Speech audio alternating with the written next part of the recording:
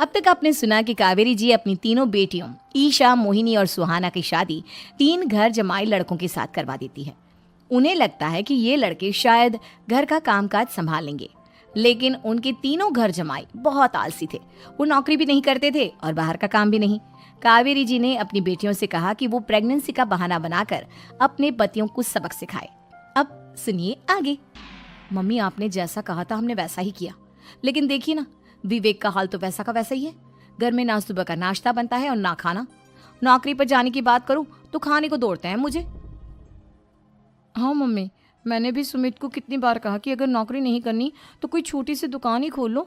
घर का खर्चा कैसे चलेगा? देखो दोपहर के 12 बजने आए और जनाब अभी तक सो रहे हैं। हाँ मम्मी, ईशा और सुहाना ठीक कहती हैं। अविनाश का भी यही हाल है। जब मैंने अपनी प्रेगनेंसी के बारे में कहा तो मुझसे कहने लगा, अरे दूसरी लड़कियां तो 9-9 महीने तक नौकरी करती है, बस डिलीवरी के टाइम छुट्टी लेती है। मोहिनी, तुम भी नौकरी करो। अब मुझे कहाँ नौकरी मिलेगी? मम्मी बताओ, अब मैं क्या करूँ? हे भगवान, क्या सोचकर घर जमाई दामाद लाई थी मैं कि मेरी बेटियां मेरे पास रहेंगी और खुश रहेंगी, लेकिन इन आलसी दामादों ने तो हमारी जिंदगी को भी प्रॉब्लम में डाल दिया है। मैं तो कहती हूँ मम्मी, हम लोग वापस अपनी जॉब पर जाना शुरू कर देते हैं। बता देते हैं इन लोगों को कि हमने प्रेगनेंसी का बहाना किया है। नहीं नहीं बेटा, ऐसी गलती भी मत करना। अगर तुमने ऐसा किया तो इन तीनों की आदत और खराब हो जाएगी। अरे आज नहीं तो कल कभी तो तुम प्रेग्नेंट होगी, तब वापस यही प्रॉब्लम आएगी। तब क्या करोगी तुम तीनों? हाँ मम्मी, आपकी बात तो बिल्कुल सही है। इन लोगों को तो सुधारना ही पड़ेगा। लेकिन कैसे? अपने बच्चों के आने की खबर सुनकर भी इन लोगों पर कोई असर नहीं हो रहा। पैसे कमाने के लिए घर से बाहर निकलना ही नहीं चाहते ये तीनों। अब मेरे दिमाग में एक प्लान आया है। तुम तीनों चिंता मत करो, उन तीनों को बुलाओ, फिर मैं बात करती हूँ। थोड़ी देर बाद कावेरी जी अपने तीनों दामादों को सामने बुलाकर अपनी बात कहना शुरू करती हैं। अविनाश, सुमित और विवेक, देखो बेटा, मैं ना तुम तीनों से बड़ा प्यार करती हूँ, इसीलिए तो तुम्हें घर जमाई बना कर रखा है मैंने। अरे मम्मी जी, सीधे सीधे कहिए ना, क्या बात है? प्यार तो हम भी आपको बहुत करते हैं। अरे मम्मी जी, आपकी इज्जत भी बहुत करते हैं। अरे भैया, आपके जैसी सास और कमाने वाली बीवी सबको मिलती है क्या? हाँ मम्मी, विवेक और सुमित ठीक कह रहे हैं। आपकी बेटी से शादी करके मेरी तो जिंदगी ही अच्छी हो गई है। जानती हूँ मैं, और ये भी जानती हूँ कि तुम तीनों अपनी अपनी बीवियों से बहुत प्यार करते हो। बेटा, बात ऐसी है कि हमारे कुल गुरु ने कहा है कि प्रेग्नेंट होने के बाद मेरी तीनों बेटियां शुरू के 4 महीने हमारे गांव में जाकर रहेगी, जहां मेरे चाचा जी रहते हैं। अरे लेकिन क्यों मम्मी, गांव में जाकर रहने की क्या जरूरत है इन तीनों को? वो क्या है ना बेटा, हमारे परिवार को एक श्राप है।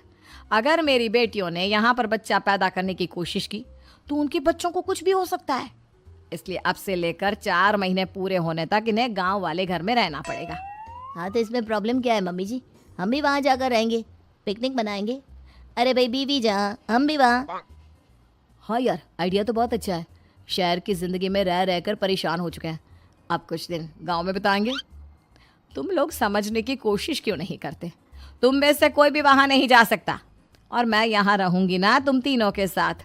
4 महीने की तो बात है, उसके बाद ये तीनों ही लौट कर आ जाएंगी। ठीक है मम्मी जी, अब हमारे बच्चों का सवाल है तो ये तो करना ही पड़ेगा।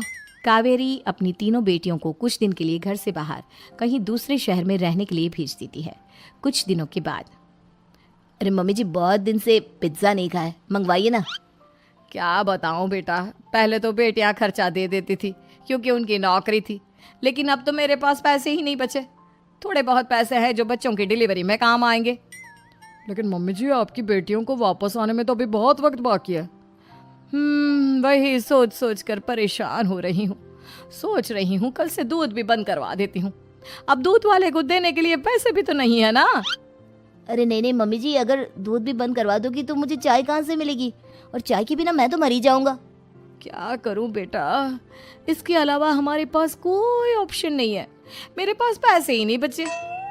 इस तरह कावेरी जी धीरे धीरे अपने तीनों दामादों को पैसे देना बंद कर देती हैं और घर में खाने पीने की चीजें लाना भी बंद कर देती है।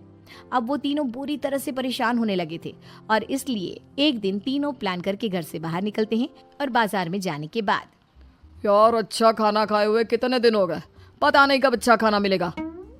हमारी बीवियों के जाने के बाद तो हमारी हालत भिखारियों जैसी हो गई है यार। कुछ भी हो, मुझे तो आज पिज्ज़ा खाना ही खाना है। जेब में 1 रुपया नहीं है और पिज्ज़ा खाएगा, कहाँ से आएंगे पैसे? अरे देख वहाँ सामने बोर्ड पर क्या लिखा हुआ है, कंप्यूटर पर काम करने के लिए एक आदमी की आवश्यकता है। भाई मैं तो जा रहा हूँ, काम करूँगा और शाम तक पैसे लाकर आराम से पिज्ज़ा खाऊंगा। जा जा, तुझे कोई काम नहीं देने वाला, हम तो घर जा रहे हैं। चल भाई सुमित। सुमित और अविनाश वहाँ से चले जाते हैं और विवेक उस कंप्यूटर शॉप पर सारा दिन काम करके 5,000 रुपये कमा कर घर लौट कर आता है और अपने खाने के लिए अच्छी अच्छी चीज़ें भी लेकर आता है। ये देखकर विवेक और सुमित के दिल में भी कुछ पैसे कमाने की इच्छा जागती है। अरे सुबह सुबह कहाँ चल दिए तुम? मम्मी जी एक बहुत अच्छी जगह मिली है, कंप्यूटर पर काम करने के 5,000 मिले थे कल मुझे। अगर रोज़ काम करूँगा तो पूरे 40,000 की तनख्वाह। अरे वाह, ये तो बहुत अच्छी बात है दामाद जी, आपको जाना ही चाहिए। सुमित और अविनाश विवेक को इस तरह तरक्की करते देखकर परेशान हो जाते हैं और वो दोनों भी काम की तलाश में निकल पड़ते हैं। धीरे धीरे उन दोनों को भी काम मिल जाता है। अब कावेरी के तीनों दामाद छोटी मोटी नौकरी करके अच्छा पैसा कमाने लगे थे।